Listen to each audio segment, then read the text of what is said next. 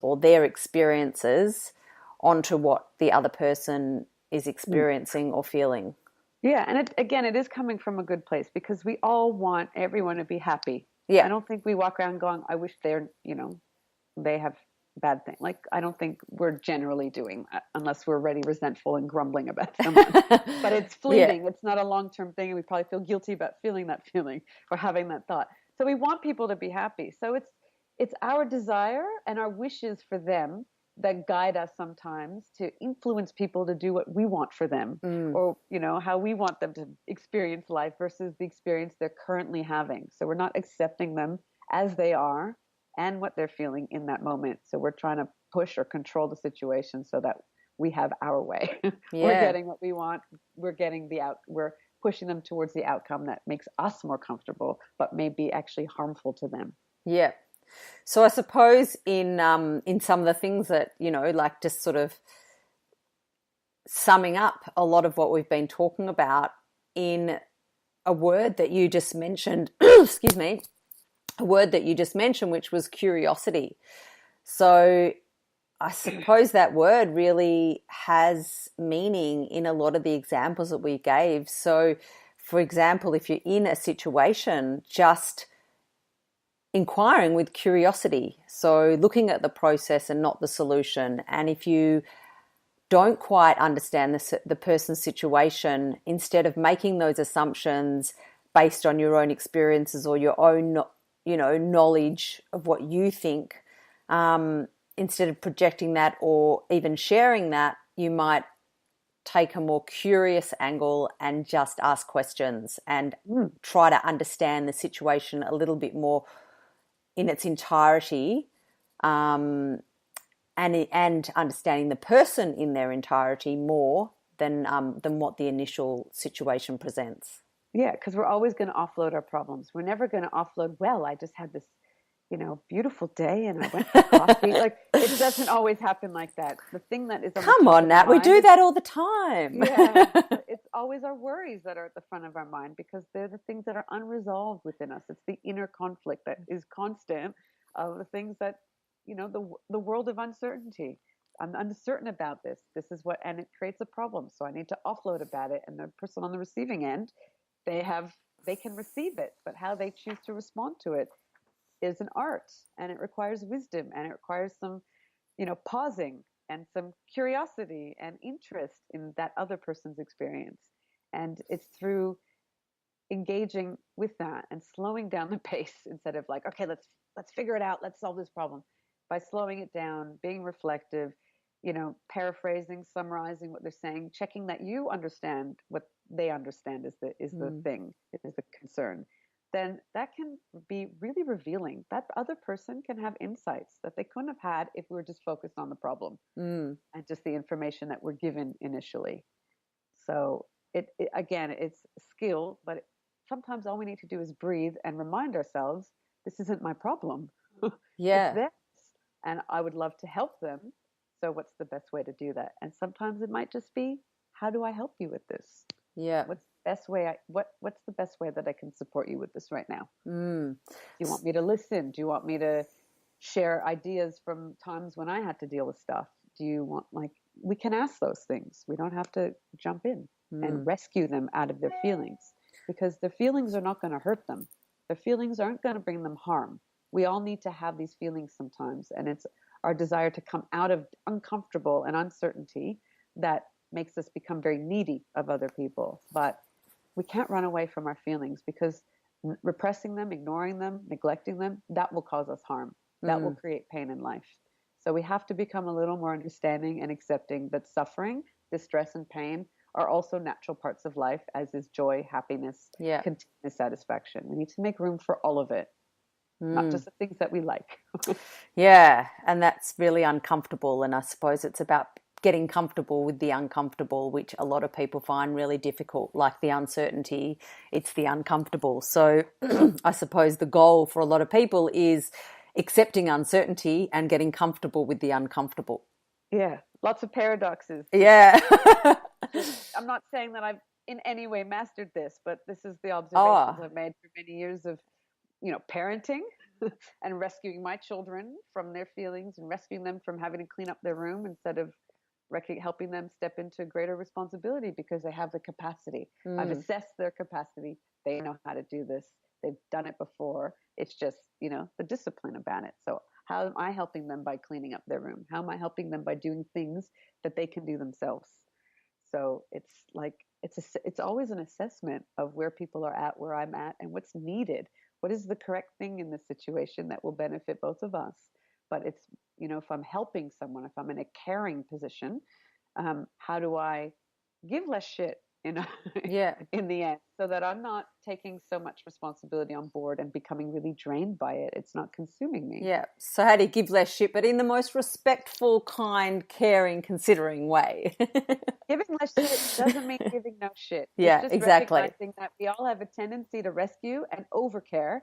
So working with that assumption, it's how do I draw myself back? How do I just restrain myself a little bit so that I'm not going to use up my energy? I'm not disempowering someone. I'm not sending the message to them that they can't trust themselves and I'm going to come and save you now. So I suppose if people are in these situations, and they're a person that is the person who's generally the carer or the overcarer, or there's a person that is in the recipient side of things, obviously one being a little bit more dominant, one being a little bit more passive. I suppose in summary, if you're in those positions, the things that maybe you can work on are, if you're in the person that is the more dominant person, to be more aware of your patterns of needing control and where that's coming from and why, and looking at how you can possibly embrace uncertainty more so that you don't need to have to control all the situations, and that you become a little bit more comfortable with not knowing what's going to happen or not knowing the outcome, and relinquishing that fear to having to know the outcome and control the outcome. And then on the flip side, the other person, the person that's the recipient, becoming a little bit maybe more aware of their behaviors and their handing over of their power, and working on ways to take on more personal responsibility without almost being angry or even resentful of the other person not helping, not what they might see as helping them. So everybody in the circumstance has their own duties to do in order to change the way that this exchange takes place.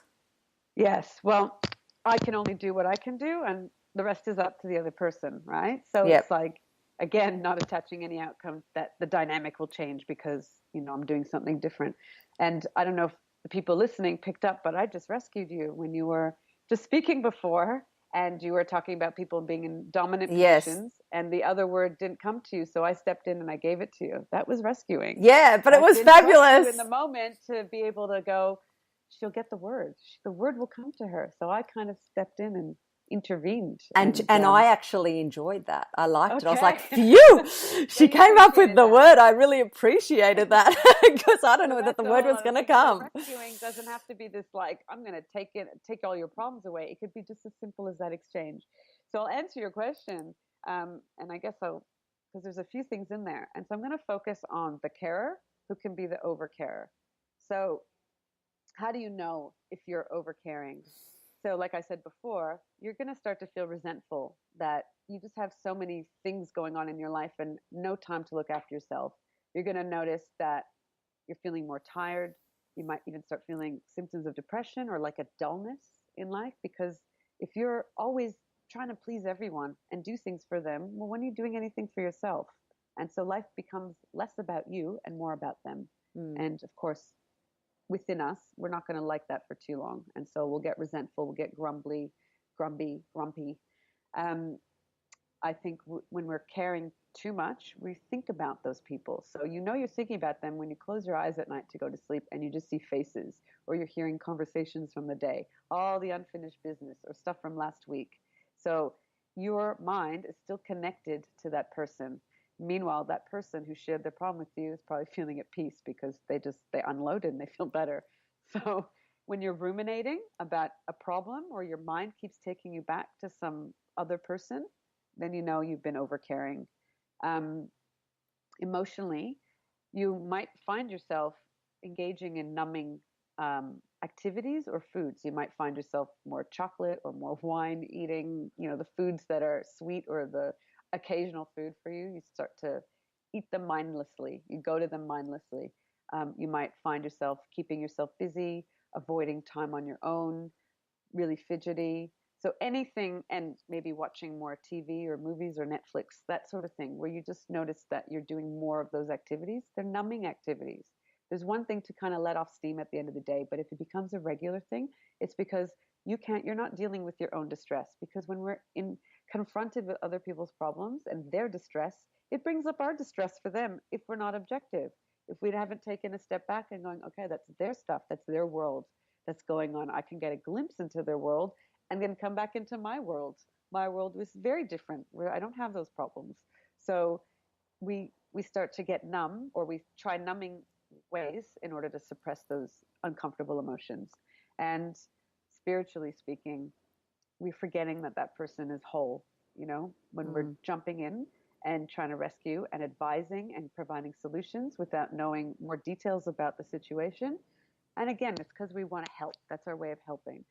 It's because we're forgetting that they have capability, and they've forgotten in this moment. They've forgotten their whole. They've forgotten they have power. And maybe it's time for me to help them remember that. So those are some signs that you're overcaring. So would stress and burnout also be, like feelings of physical stress as well as mental stress, and that obviously that can lead to burnout? Would they be things that are commonly symptoms of this sort of behavior? Yeah. So, because if you're not just overcaring with one person, it's a habit. You're going to be overcaring with others because there's going to be some underlying belief or a program within yourself that says, I can't be happy until everyone else is happy. So you're constantly fixing and rescuing and looking after others. So that's going to create a great deal of stress in your body. You might get lower back pain. You might have lots of nurses and early child educators have pain in their shoulders and neck. They're literally wearing other people's burdens on their body. They've taken them on. And so that's going to be tiring. You're going to feel tired. You're going to get 8 hours sleep and still wake up feeling tired, like you haven't had enough rest, because your mind is constantly on and ruminating and worrying about yourself or other people. So you'll feel overwhelmed. You'll feel like tightness in your jaw, all those symptoms. You might be shallow breathing more. You might not be taking enough oxygen. Your food choices might be poor. So it affects everything in your life just by having a habit of rescuing others from their feelings. And also another factor that might come as a ripple effect is that it can actually have a negative impact on other relationships in your life. So if you've been spending so much time caring for a friend per se, or maybe even somebody in the office, and you've been putting all that energy into them, your mind is preoccupied with their problems, but then right in your home is your child who actually does, they may be a dependent and therefore require a little bit more. Not that you need to then overcare, but you need to be present, and you're unable. That's right. So you're unable to be present in what really matters because you've been taken away, and then that can have, and it might be with your partner or your child or whoever, or yourself even, and therefore you're not nurturing the relationships that ultimately really matter in life. Yeah. So the ripple effect is not only felt in your physical health, which are some of those symptoms that you just talked about, Nathalie, or the ripple effects aren't felt with the implications that we've discussed, in the last half an hour, but also the ripple effects can be felt with your other relationships. Yeah, it will impact. We don't live in vacuums. We're connected to everything and everything. We're interdependent. We're individuals, but we're also interdependent. Interconnected. So what's happening with me is going to be affecting everything around me, the people in my life, the quality of my relationships, the quality of relationship I have with myself. So, so we have to pause and go, what the hell am I doing? Why am I doing this? My kid, I've been neglecting this part of my life. And our children will definitely let us know when we've been neglecting. Yeah. behavior will start occurring, and it's like, okay, I need to now switch my priority.